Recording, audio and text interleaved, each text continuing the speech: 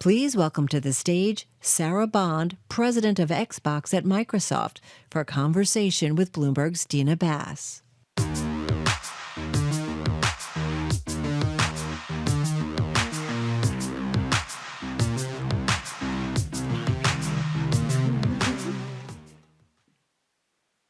Sarah, thank you so much for joining us today.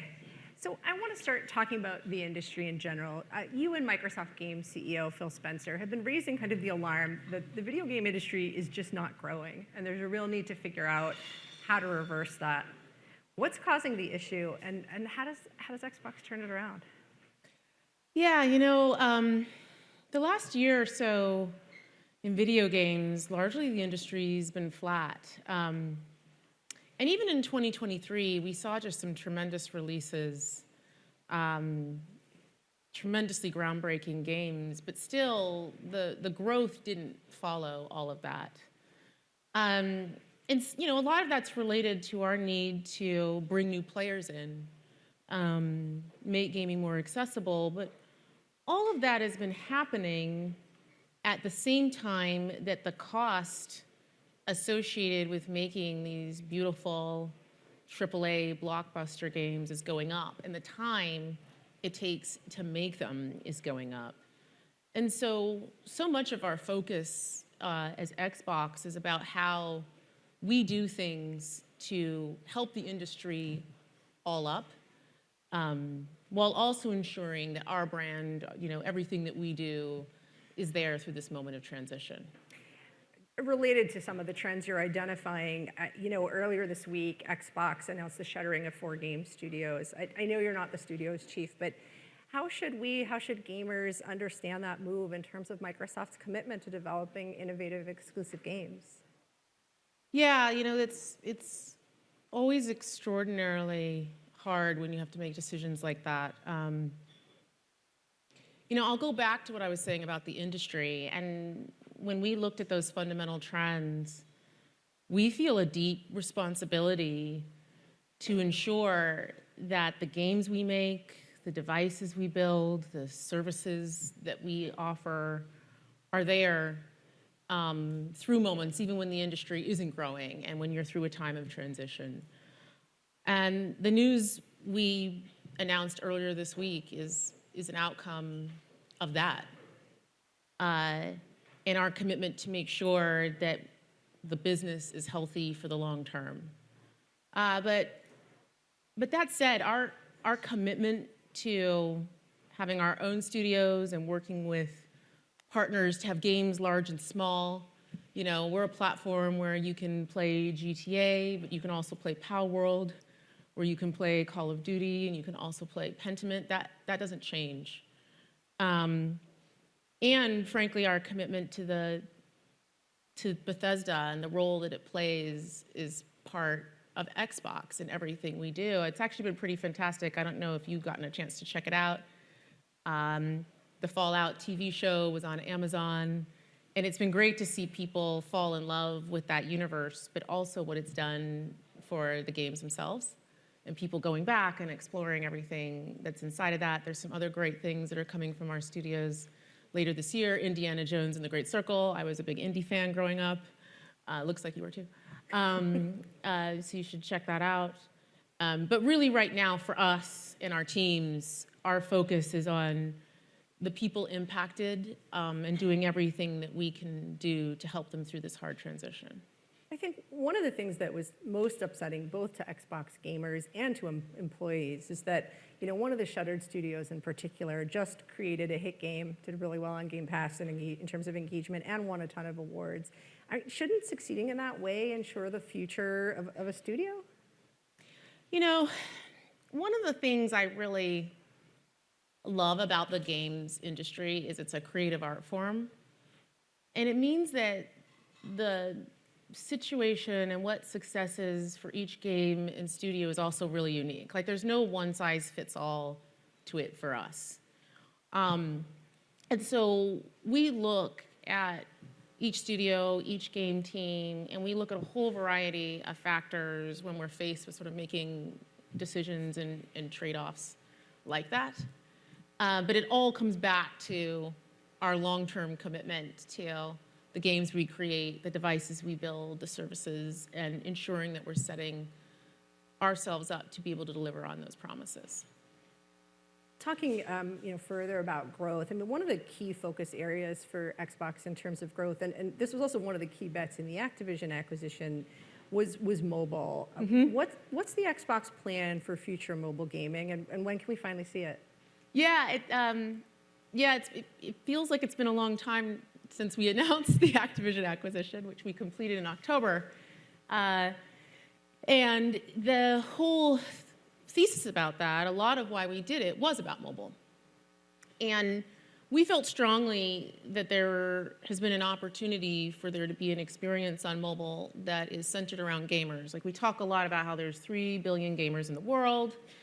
2 of those billion play on mobile, and half of those actually play on mobile and they play on another device. But there isn't actually a gaming platform and store experience that is centered around players and goes truly across device, where who you are, your library, your identity, your rewards, that travels with you versus being locked to a single ecosystem. And we've recognized that opportunity for a long time, but we wanted to make sure that anything we built was really grounded in people who play those mobile native games and the creators of them. And so being joined with a team that has real deep expertise in mobile was important to us. But we are that now.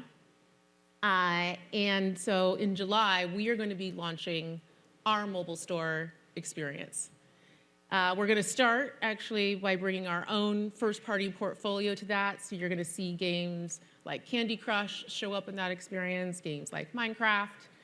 And then we're going to extend that capability to partners so that they can also take advantage of it and have a true cross-platform, gaming-centric mobile experience. We're going to start on the web, and we're doing that because that really allows us to have it be an experience that's accessible across all devices, all countries, no matter what, independent of the policies of closed ecosystem stores. And then we're going to extend from there. So I'm excited about it just because it's something that we wanted to do for a long time. We've heard gamers talking about it for a long time, and we're now at the point where we can take those steps. And so in July when it launches, we at that point at the beginning see Candy Crush and Minecraft in it, or how soon, or? You'll see things roll out over time. Do you know how soon partners will be able to use it as well? Our goal is to get partners using it shortly after launch. We really want to make sure we start and we scale using our own IP first. That allows us to make sure that the experience that we bring partners into really builds on all the quality and learning that we have as a team. Another big discussion point in the Activision acquisition was cloud gaming and how big that market really was. When will we really see it gain traction? Is it gaining users finally in any particular regions and scenarios? How is it doing? What do people use it for? Yeah, so, cloud gaming, for those that don't know, I don't know if everyone here in the audience is familiar with it, is just the ability to play a game natively from the cloud. So you don't need to actually have a piece of hardware in your home, and you can experience something that's AAA Xbox gaming on any device, regardless of the local compute that you have. And we have been investing in that for some time because we really believe that opening up sort of these beautiful immersive experiences to more gamers is important for industry growth, for developers, and we know people want to play those experiences. And we're seeing tremendous growth there. We have more demand than supply in that area, and you'll see us rolling out more capacity, introducing more options for people to jump in and play on the cloud. And is it growing faster than the overall market? We were talking about the market itself is down. Where is cloud gaming? It is growing faster than the overall market, really bringing in new players and growth for us. So it's an area where we're investing more and we're excited about. Earlier this year, Xbox announced for the first time that it was bringing a slate of Xbox-developed games, Xbox-exclusive games, to rival platforms, to Sony's PlayStation, Nintendo Switch. That obviously was a big change. It was a little bit unsettling for some of the Xbox hardware fans, but how is it going so far? Do you have any data about how the games are doing? Just do PlayStation gamers really want to play Sea of Thieves? You know, it's early days yet, so I don't have specific data to share, but we are really encouraged by the reception of our games. And one thing that I think it's important to note is, as Xbox, we've been putting games on other platforms for a long time. Minecraft is available pretty much universally. The teams at Bethesda have had games on other platforms. The teams at Activision, Blizzard have games on other platforms. And so it's a decision we just make on a game-by-game basis as we move forward and continue to execute on our strategy.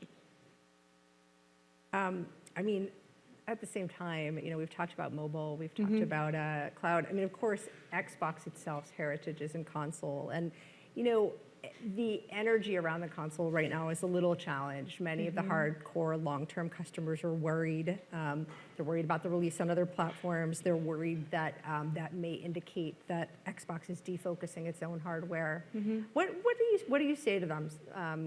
How do you make them feel like Xbox is still for them?